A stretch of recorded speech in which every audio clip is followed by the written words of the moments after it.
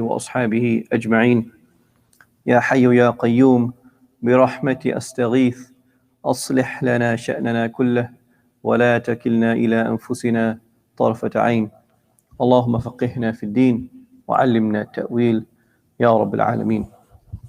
Alhamdulillah, we are on the last chapter of Kitab al-Tahara, of the book of Tohara or Purification, and that is the chapter of postpartum bleeding.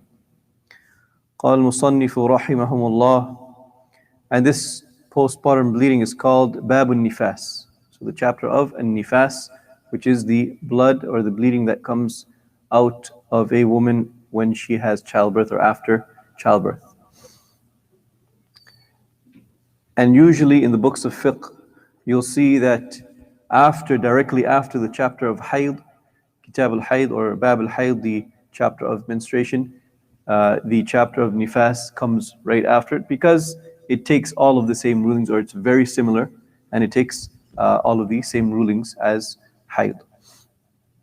قال المصنف رحمهم الله الموفق Ibn Qudama رحمهم الله, the author Ibn Qudama says, وهو دم الخارج بسبب الولادة وحكمه حكم الحيض فيما يحل ويحرم ويجب ويسقط به. So he says, and it is the blood that flows out because of childbirth, and the ruling of it is like the ruling of, or its ruling is like the ruling of menstruation concerning the things that are permissible to do and things which are forbidden. So that list of things which are forbidden, that we went over the 10 things, right, such as talaq, divorce, such as prayer, fasting, all of the 10 things that we went over, those are all haram, those are all things that she cannot do during nifas as well. And then he says, وَأَكْثَرُهُ أَرْبَعُونَ يَوْمًا وَلَا حَدَّ لِأَقَلِّهَا. Then he says that the longest duration is 40 days, and there is no limit for the shortest duration. So, according to the scholars, the fuqaha, and this is something which is agreed upon with most of the scholars, they have said that the longest amount of time is 40 days that a woman can have bleeding for childbirth. If it goes over 40 days, what does that mean? It means it's istihada, right? So it's counted istihada. That means she has to take ghusl, and she does everything as if she is pure, right? She prays her salawat, she prays her, she fasts if she needs to fast. And we mentioned what you do in istihada. She makes one wudu for every salah, right?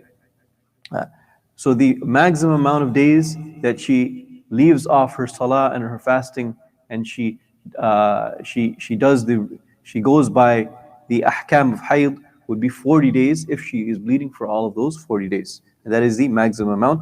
As for the shortest amount, there is no limit.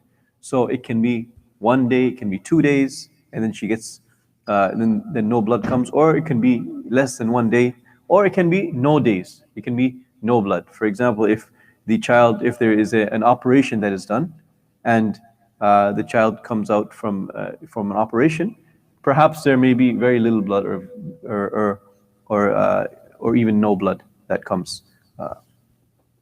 And he goes on and he says, وَمَتَى رَأَتْ الطُّهُرْ اغْتَسَلَتْ وَهِيَ طَاهِرَةٌ.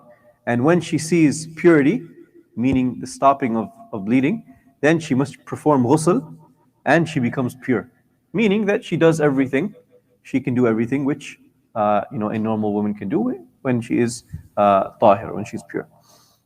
فَإِنْ عَادَ فِي مُدَّةِ الْأَرْبَعِينَ فَهُوَ نِفَاسٌ أَيْضًا.